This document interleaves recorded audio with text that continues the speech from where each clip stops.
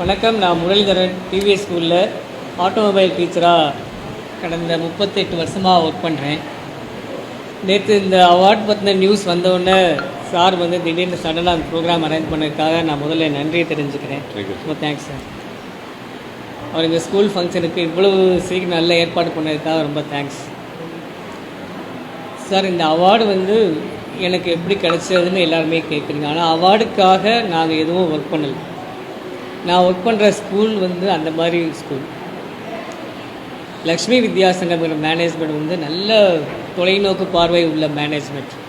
எங்கள் correspondent madam, chairman மேடமும் எல்லாம் அந்த மாதிரி தான் இருக்காங்க. இந்த ஸ்கூலே இந்த புவர் பீப்புளுக்காக தான் கட்டிருக்காங்க, அந்த மாதிரி தான் செஞ்சுருக்காங்க. இங்கே சரௌண்டிங்ஸில் உள்ள பீப்புள்ஸ் எல்லாமே ரொம்பவும் ஃபஸ்ட் ஜென்ரேஷன் லேர்னர்ஸ், புவர் ஃபேமிலியை சேர்ந்தவங்க. அவங்களுக்காக நாங்கள் தான் சர்வீஸ் பண்ணுறோம். ஸ்டூடெண்ட்ஸ் வந்து 10th எவ்வளவு மார்க் கம்மியாக வாங்கியிருந்தாலும் ஹையர் செகண்டரியில் வந்து இந்த கோர்ஸ் படித்து நிறைய மார்க் வாங்கியிருக்காங்க.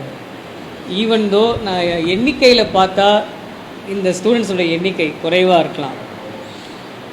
அப்படி இருந்தாலுமே அவங்க எல்லாமே சமூகத்தில் வந்து ஒரு மோசமான நிலைமைக்கு போயிடக்கூடாது.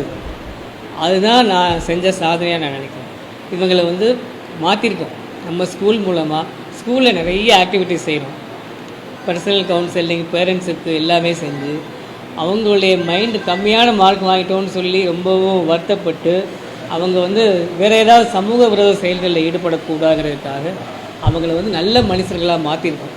அது வந்து இந்த ஸ்கூலுக்குரிய ரொம்ப பெருமையான விஷயமாக நான் தெரிவிச்சுக்கிறேன். இந்த ஸ்கூலுடைய நோக்கமே அதுதான், புவர் பீப்புளுக்கு நல்லது செய்யணும்.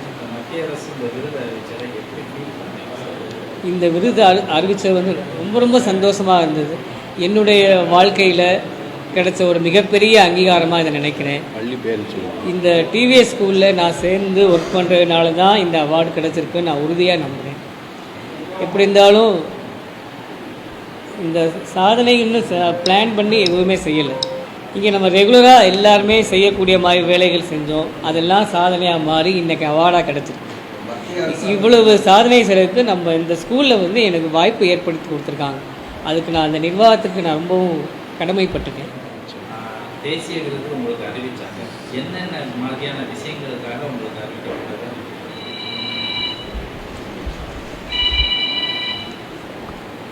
நேஷனல் அவார்டுக்கு வந்து செலக்ட் ஆக வந்து நிறைய ரீசன்ஸ் இருக்குது. ஃபஸ்ட்டு எனக்கு ஸ்டேட் அவார்டு கிடைச்ச ரீசன் வந்து கொரோனா காலத்தில் டீச்சிங்குங்கிறதே ஒன்றுமே இல்லாமல் போயிடுச்சு. ஸ்டூடெண்ட்ஸும் பேரண்ட்ஸும் நான் யாருமே நேரில் பார்க்க முடியாத ஒரு சூழ்நிலை இருந்தது. அந்த சமயத்தில் டீச்சிங் வந்து அப்படியே நின்று போயிடுச்சு. ஒரு எந்த விதமான இதுவும் இல்லாமல் நின்று போனது. அந்த சமயத்தில் கவர்மெண்ட் சார்பாக ஒரு வீடியோ லெசன் எடுத்து புக்கையே அப்படியே வீடியோ ஃபார்மாக மாற்றி, அப்போ கவர்மெண்ட் ஃப்ரீ லேப்டாப் தர்றாங்க இல்லையா, அதில் அந்த வீடியோ எல்லாத்தையுமே அப்லோட் பண்ணி கொடுப்போம். செல்ஃபோன்லேயும் போட்டுருவோம், வாட்ஸ்அப்பில் போகலாம். இப்போ ஸ்டூடெண்ட்ஸ் வந்து அவங்க வீட்டிலையே இருந்து அவங்க பாடத்தை வந்து ஈஸியாக படித்தாங்க. அதனால் டீச்சிங் வந்து தடை இல்லாமல் நல்லபடியாக நடந்தது. அதுக்கு வந்து நான் என்ன செஞ்சுருக்கேன்னா, அந்த டோட்டல் லாக்டவுன் காலத்தில் நான் டெய்லி போய் அந்த வீடியோ லெசன்ஸ் ரெக்கார்ட் பண்ணுறதுக்காக போவேன். கவர்மெண்ட்டில் எனக்கு ஃப்ரீ பாஸ் கொடுத்துருந்தாங்க, எப்போ வேணாலும் போயிட்டு வர்றதுக்காக. டெய்லி வந்து ஒரு நாளைக்கு மினிமம் 2லேருந்து 4 வீடியோ எடுத்து மொத்தமாக எங்கள் சிலபஸில் உள்ள புக்கே 130 ½ வீடியோக்குள்ளே அடங்கும். அதில் நான் வந்து 68 வீடியோ எடுத்திருக்கேன். அது ஒரு மெயின் காரணம். புக்கு எழுதுனேன், டெக்ஸ்ட் புக், இந்த கவர்மெண்ட்டுடைய டெக்ஸ்ட் புக் நான் எழுதியிருக்கேன், அதை வீடியோவாக மாற்றிருக்கேன். அதே புக் வந்து பார்வை இல்லாதவங்க கேட்குறதுக்கு ஆடியோ புக்காகவும் மாற்றுறதுக்கும் நான் ரிவ்யூ பண்ணி கொடுத்துருக்கேன். இதை தவிர ஸ்டூடெண்ட்ஸ் வந்து வீட்டிலேயே இருந்து வாட்ஸ்அப் மூலமாக ஆன்லைன் டெஸ்ட் அட்டென்ட் பண்ணுறதுக்குரிய மெட்டீரியல்ஸ் ஷேர் பண்ணியிருக்கேன். புக்கில் வந்து நிறைய QR கோட்னு ஒன்று இருக்குது, அதில் வீடியோ அட்டாச் பண்ணியிருக்கேன். என்ன சப்ஜெக்ட் நடத்துகிறோமோ அதுக்கு ரிலேட்டடாக உள்ள கொஞ்சம் புரிகிற மாதிரி ஏதாவது வீடியோ இருக்குது. அதுக்கு வந்து ஒரு 60 வீடியோ கண்டென்ட் நான் தயார் பண்ணி கொடுத்துருக்கேன். 60 ஆசிரியர்களுக்கான ஒரு மிகப்பெரிய விருது மத்திய அரசு வருது. தற்சமயம் ஓய்வு பெறவும் விதவைகள். ஓய்வு பெற்றதுக்கு பிறகு இந்த மாணவர்களுக்கு என்ன விதமான புதுசாக ஏதாச்சும் உருவாக்கி மாணவர்களை நல்வழிப்படுத்துவதற்கான திட்டங்கள், எண்ணங்கள் இருக்குது அவங்களுக்கு? இருக்குது, எப்போவுமே இருக்குது. அது என்ன விதமாக வச்சுருக்கேன்? ஸ்டூடெண்ட்ஸ் நான் எப்போவுமே கான்டாக்டில் வச்சுருக்கேன். சர்வீஸ் மாதிரி நான் செய்கிறதுக்கு விரும்புகிறேன். இல்லை, ஸ்டூடெண்ட்ஸுக்கு வந்து சர்வீஸ் செய்யணும்.